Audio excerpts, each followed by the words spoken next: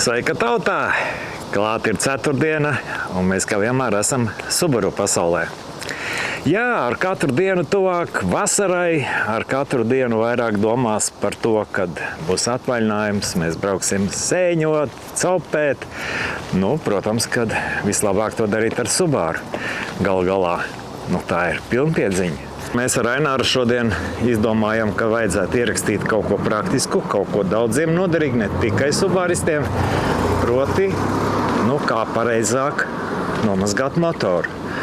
Jo, kad mēs pērkam, tad perekupi parasti motori ir uzpucējuši, spīd tā kā kaķa. Jūs saprotat, kas? Parasti tie, kas tirgo automobīļus, saka, ja motors ir netīrs, tad mierīgāk. Acīm redzot, tur nekas nav darīts. Ja motors ir uzspodrināts, tad iespējams gaidi problēmas. Bet jebkurā gadījumā arī servisā neviens neapvainosies, ja jums būs spīdīgs un tīrs motors, un arī pašam patīkamāk braukt. Daudzi uztraucās un nedara to, tāpēc, kad ir sabiedēti. Es arī šodien paklausīšos, ko Ainārs saka, kā pareizāk Subaram būtu jānomazgā motors. Re, kur Ainārs arī nāk. Sākam.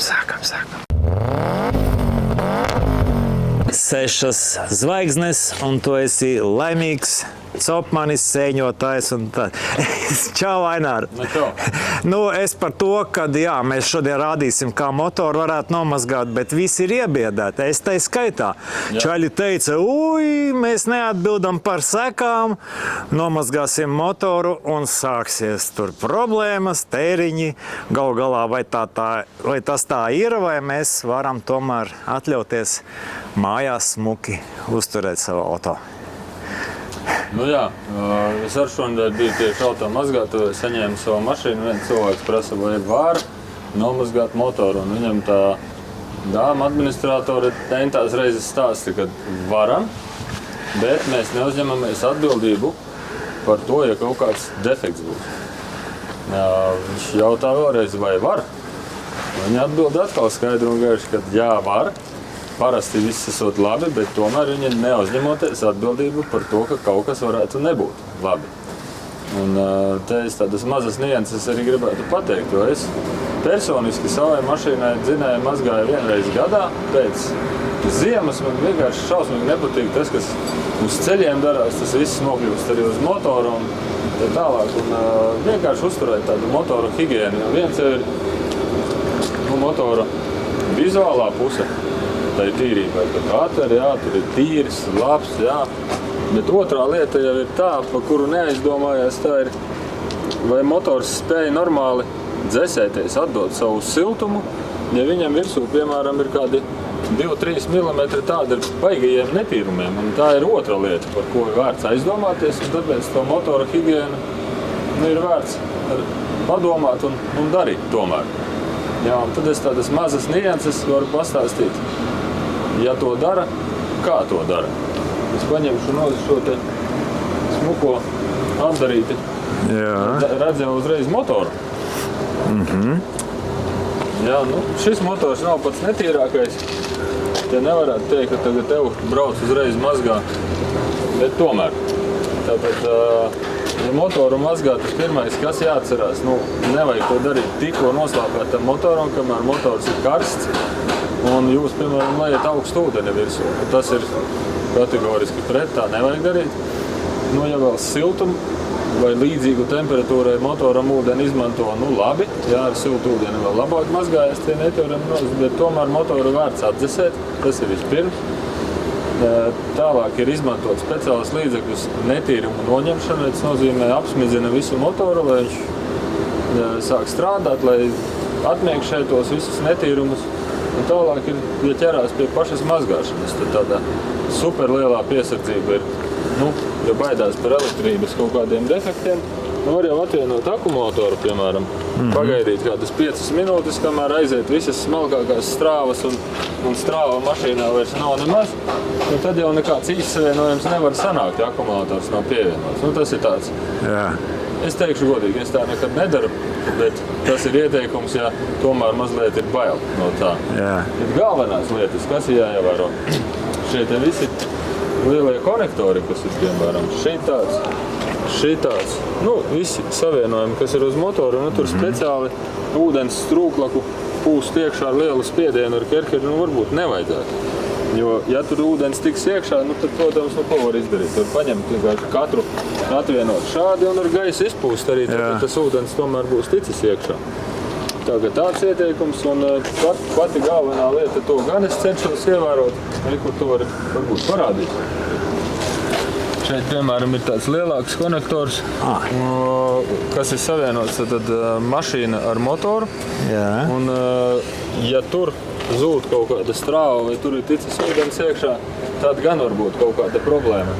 Tādām vietām var izmantot, katram atradīsies kaut kāds maisiņa pārpalikums mājās, vienkārši uzliek virsū ar kaut ko viņu aptin riņķī un speciāli akal ūdeni nepūšot iekšā, viņš tur netiks.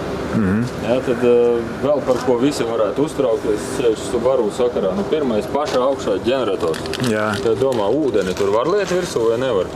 Skaidrs, ka var liet virsū, jo ūdens jau tiek arī te caur restēm iekšā un kādā lielā lietu arī ģeneratoru viņš tiek virsū. Un ja viņš nobeigsies no mazgāšanas, tad jau no ūdens viņš arī nobeigsies.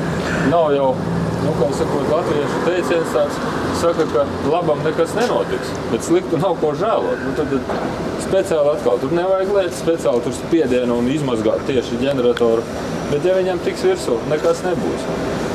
Un pēc tā mazgāšanas procesa visus šos savienojuma vietas par elektrību vajadzētu izpūst ar gaisu. Tad vajadzētu, laikam, lai ir par rokai kāds kompresors vai kaut kāds gaisa spiedienu, vai var ar augstu spiedienu izpūst, nožāvēt, iedarbināt uz vietas, parūcināt, tur būtu kādas 5 minūtes paskatīties, lai tas ūdens, kas varbūt būs kaut kur, viņš arī iztvaikos. Un tālāk jau var doties ceļā, nekāda problēma. Skaists būs motors, priecīgi būs mehāniķi viņu redzot servisā tīru, un viņš acīm redzot arī labāk ies. No šī procesa mazgāšanas cietušos es zinu ļoti maz, bet dažreiz gadās, protams, jāsaprot, vai mašīna līdz tam ir uzturēta kārtībā, vai jūs dabonat to mašīnu tikko nopirkuši lietot. Varbūt tur paskatīties, ja viss tur izskatās oriģināli, tad jau būs labi, bet tiklīdz kaut kur ir kaut kādi vadus savienojumi vai vēl kaut kas, tās vietas gan vajag tā saudzīgāk, un problēmās mazās jau iebraukt var. Kā jau smējās, ko tad elektriķi risina vispār, tu zini? Nē.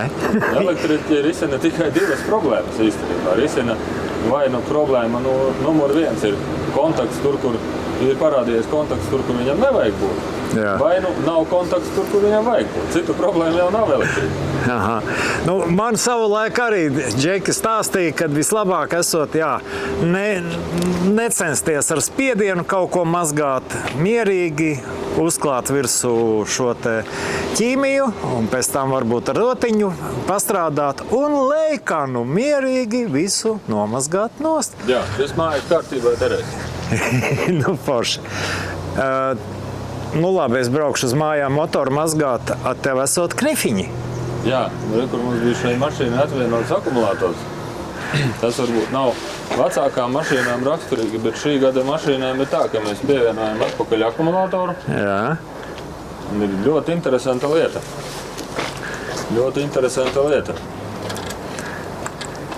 Un tā lieta ir tāda, atnāca te līdz vadītāja durvīm. Protams, pēc tādas akumulātora atvienošanas labais stils būtu ieslēgt aizdedzi, pagaidīt kādas 10 sekundes, lai tā strāva visur, kur viņai jāatrodās, lai viņa ir. Un tad mašīnu var darbināt.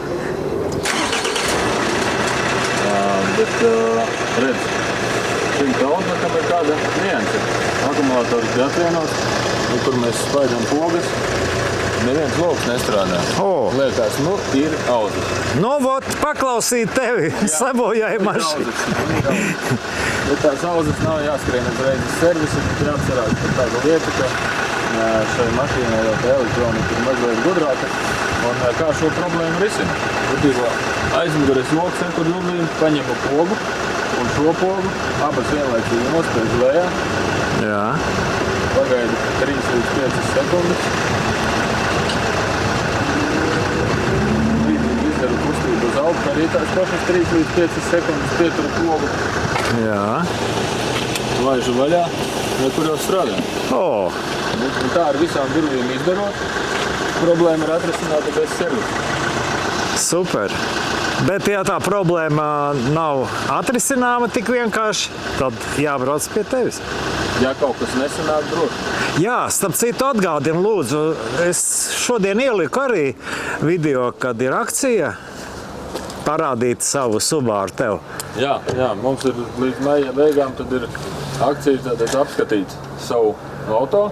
Piedāvājam apskatīt padziļināt, apskatīties no apakšas, apskatīties dzinēju diagnostiku, virsbūves stāvokli, kāds tad viņš ir ar rūsu, kas ir sagaidāms. Tas maksā tikai 20 eiro. To var izdarīt kādās līdz 2 stundām laiks un ir pilna informācija, kas ar auto uz doto brīdi ir. Un, ja kāds grib uz vasaru sev paņemt normālu Subaru, tad arī ir ko paskatīties.